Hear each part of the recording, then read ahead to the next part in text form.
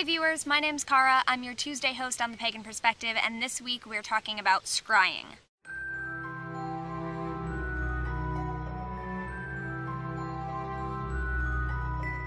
The question, which I took a picture of on my phone, I don't have the internet, I just took a picture of the text, this week is from Linnifer Ladoppel. I was wondering about scrying. I saw on another channel that although most people scry with water, crystals, and mirrors, it is also possible to scry in clouds, grass, and other places like that. What is your view on this? Have you ever scryed in abnormal things? How would or do you scry? Thanks so much. This channel has been a great help to me as a person being new to my path. Many blessings. Smiley face. As Rich said in his video yesterday, thank you so much for the positive feedback. We do love hearing that. What is our view on being able to scry in things other than the traditional or usual? I think that water, crystals, glass, and mirrors are kind of the traditional, stereotypical, accepted thing that's like the main thing that you go to for scrying, and that's what people think of is a scrying bowl, a scrying mirror, a scrying wand, which would be like a crystal with a partially smooth surface wrapped in a wire wand, which my mom has one,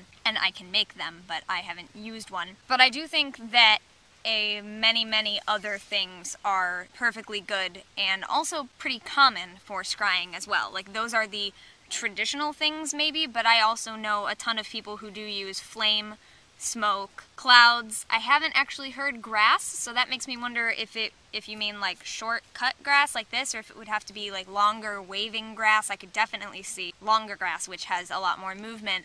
And even shorter grass, though, it does have a lot of depth, and I'm looking out at the grass right now. It does have a lot of depth and dimension and little things going on, so I could definitely see that you could scry in anything like that. People also scry with wax, dripping wax on water. I know some people scry with shadow, which I have never done. And something that wasn't mentioned that I must have read or picked up in a video somewhere that I really like is leaves, looking out at a big bunch of trees, or like this bush thing. Because like grass, leaves are individual things that make up a greater picture, and so you do have all that definition and dimension in there and difference of light and shadow. Then also leaves move in the slightest bit of wind, which gives you that little bit of motion that you need to keep it from being so static. Or needles, I suppose, if you wanted to use an evergreen tree, a pine or a fir or something like that. It doesn't have to be a broadleaf, it can be something else. The next part of the question was, have we ever scryed in abnormal things? And I would not call them abnormal, because I don't think grass or clouds or leaves or fire is anything abnormal, but I understand what you mean. It's not the traditional thing that people think of. It's not the water, glass, crystals type thing. So yeah, I've mostly scryed in that case, abnormal things. I hadn't really started doing anything with crystals or water until this past year. And actually, no, I haven't even still really done anything with water. But I have a crystal ball, and I didn't use that until a couple months ago. And I think I finally figured out how it works, because I think I had attempted it before, but it never really worked for me, so I was just like, maybe I'm not a crystal ball person. So that's when I started scrying in smoke and flame. I prefer flame to the smoke itself, actually, but I have used incense smoke, as Rich mentioned. It's not as successful for me. Like, I don't see things in incense smoke. I mostly scry from the way that the smoke coils and the direction that the smoke takes. It's not that it forms a shape or an image to me, I just look at how this particular stick of incense has chosen to burn, and that tells me things. I don't know if you would still call that scrying, but it's not the same thing as looking up into the clouds and seeing an image, which I have definitely done, and I've done that as part of ritual. Actually,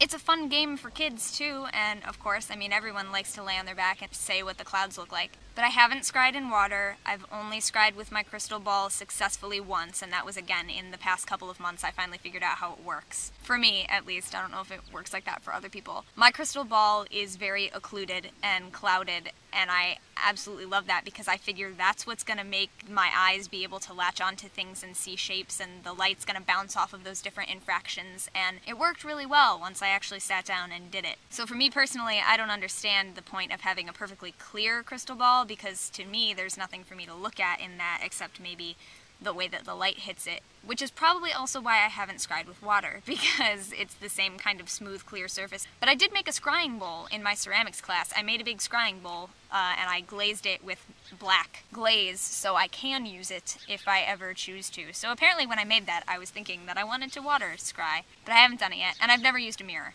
I've never used grass. I've used leaves. I have never used shadow. I have never used TV static snow, which was Rich's suggestion, which I think could work. Actual snow you could probably use like while it's snowing or while it's raining. This video is probably getting really long, so I'm going to check and make sure that there isn't anything I'm forgetting to mention. How would or do you scry? Okay, yeah, I told you that. I told you how I scry and how I have scried. I don't do it very often. I really don't. It's just kind of when I want to work on that skill type thing for now. And I think once I master it more or figure out what my favorite way is, then I'll do it. But mostly when I do it, it's very informal. It's like, oh, we happen to be having a bonfire and we're all sitting around it, so I'm gonna scry in the flames right now. It's never anything super formal. But I've only ever sat down and like with the intent of scrying once, and that was with the crystal ball. I also don't keep my crystal ball wrapped in black silk or anything like that. I do have mugwort, so I can wash it with a mugwort infusion if I want to, which I might actually do for this month's Asbit ritual, because today is the full moon. Today-ish. Right now, I'm recording this Monday evening, and the moon is 99% full according to calculatorcat.com, which I use daily. The only other thing I could possibly have to say about scrying is actually a story of my mom's, so maybe you would want to ask her. Her channel is RevRoseB1. But she has a scrying wand, as I mentioned, and you can ask her about it. I won't tell you what it was because I won't remember it the way she does, but she had the vision and perhaps wasn't ready to see it or deal with it because since then she hasn't been able to see anything. That's the only other thing I could possibly have to say, so I'm going to stop this video now. I will see you next time. Thanks for watching. Blessed be. I love you, and goodbye. The next part of the question was, have we ever... Oh my gosh. I have this bruise on my knee from the craft show, and I just noticed it, and it looks a lot worse than it did last time I saw it. Sorry.